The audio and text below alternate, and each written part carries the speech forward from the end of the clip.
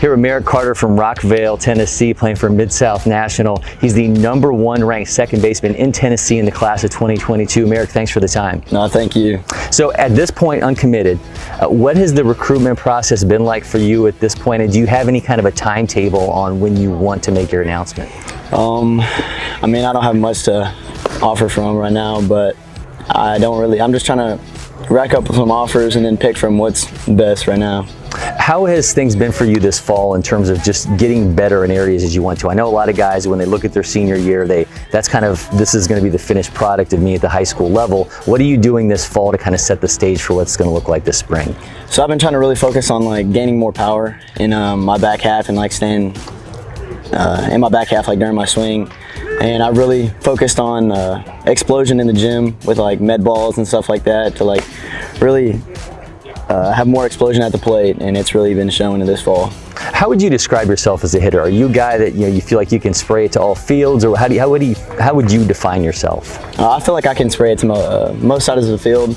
It's really hard for me to pull the ball, which is really weird because I'm a lefty, but it's really hard because I try to drive my hands as much as I can to push it to like center to left field.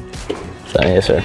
In terms of defense, what do you feel like your strengths are there? I mean, obviously you're playing a premier position, one that you've always got to know what's happening on the field at all times. What do you think your strengths are at that spot?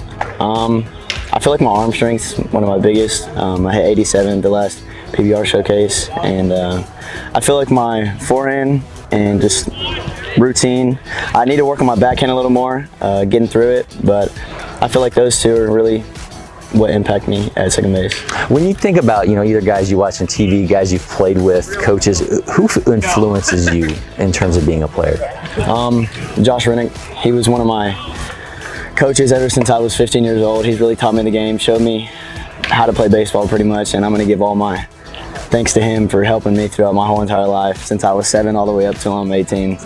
And he really taught me the game on where to go no matter what, and also like be a good player and be a good person overall. Very cool. Now I love to have guys kind of show us their tweaks on what they do, how they get down at the plate. So I'm going to step out of the shot and kind of have you take us through your mechanics and kind of your approach to watching a pitcher. Sound good? Yes, sir. When I'm at the plate, I like to do a little thing where I put my feet up to where I can line my body up in the middle of the plate, and then when I'm watching the pitcher, I usually wait till he gets about like right here and I look over.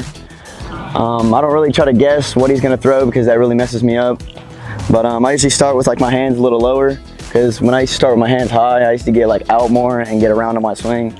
So I start with my hands a little lower, like close to like my chest area. I try to get like a rhythm, but like keep my lower body like stable.